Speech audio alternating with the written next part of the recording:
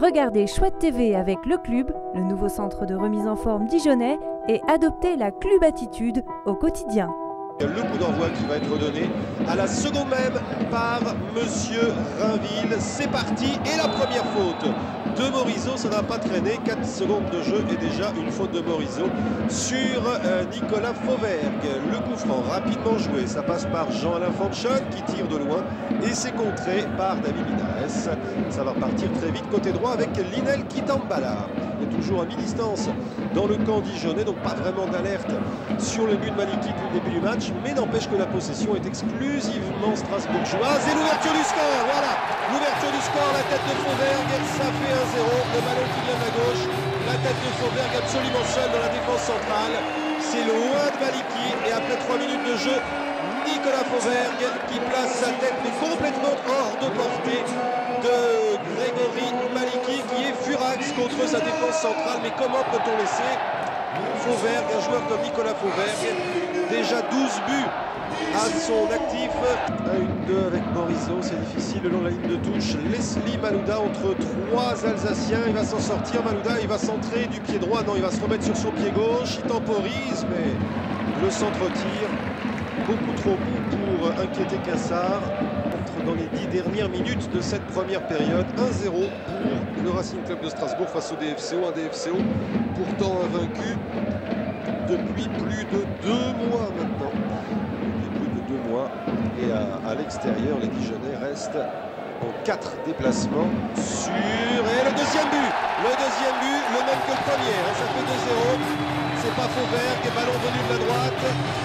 Et je vais attendre qu'il remette son maillot, mais ça fait 2-0, une tête complètement hors de portée. Alors il était absolument seul, au milieu de 4 défenseurs dijonnais. C'est certainement Gay à cet endroit du terrain. Si ce n'est Fauvergue, c'est l'autre attaquant. Ça vient de Ledy, oui, c'est lui qui fait sa deuxième passe décisive, David Ledy. Et je pense que Monsieur Rainville sifflera vraisemblablement la fin de cette première période, à la fin de cette possession alsacienne, côté droit, avec encore David Ledy, double passeur décisif ce soir. En retrait vers Magaï Gay. Et là, il y a une faute de David Linares. Sur Rainville, il n'en est pas contesté. La faute sur Magaï Gay. Une sorte de corner très ouvert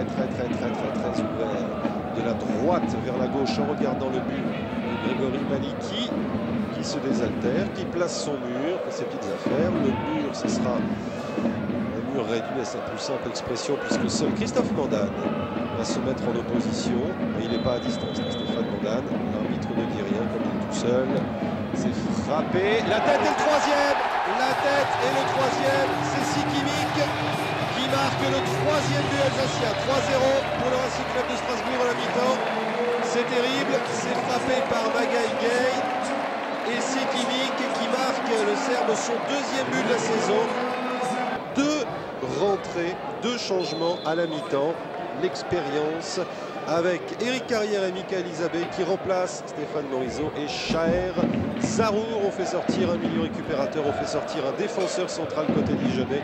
On fait entrer 2 milieux qui peuvent être des milieux offensifs. Isabé, c'est évident.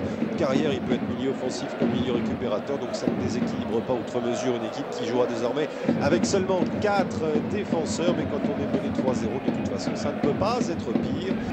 Alors que ça s'anime considérablement au stade de la Ramine, et c'est important pour le maintien. Vannes mène désormais 2-0 à domicile face à Istres. Il y avait 0-0 à la mi-temps. 2 buts vannetais inscrits coup sur coup. D'abord par Rosé à la 50e et à la 52e, 2 minutes plus tard, par Camara. 2-0 donc pour l'équipe de Vannes face à Istres. Là, c'est un bon ballon ici à Strasbourg pour Linel Kitambala, mais trop fort. Et Stéphane Cassard n'a pas eu à forcer son talent.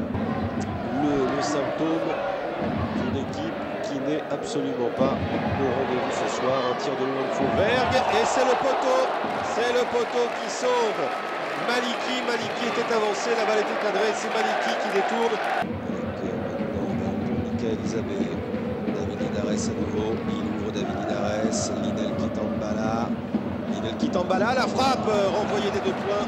C'était cadré cette fois. Cette frappe des 18 mètres de Linel Kitambala, c'est peut-être pas terminé, renvoyé des 2 points. Ça va revenir avec Sébastien Delibas. Et penalty, il y a faute sur Ribas, le penalty pour le DFCO et c'est Sébastien Ribas qui va frapper. Ribas qui prend beaucoup d'élan du droit, il y va, il tricote, il frappe et c'est au fond. 3-1 pour le Racing Club de Strasbourg. Ribas qui marque le penalty. J'ose pas dire de l'espoir, mais en tout cas de l'honneur. Monsieur arbitre qui siffle la fin du match. Victoire du Racing Club de Strasbourg, 3-1 sur le DFCO. Je vous donne les buteurs. Fauvergue de la tête, 3e minute. Gay de la tête, 36e. Sikimic de la tête, 45e. 3-0 la mi-temps. Et en deuxième période, le penalty de Sébastien Ribas pour le DFCO. C'est la seule satisfaction du jour. Le 14e but cette saison de Sébastien Ribas. Mais lourde défaite du DFCO qui va ce soir se retrouver 9e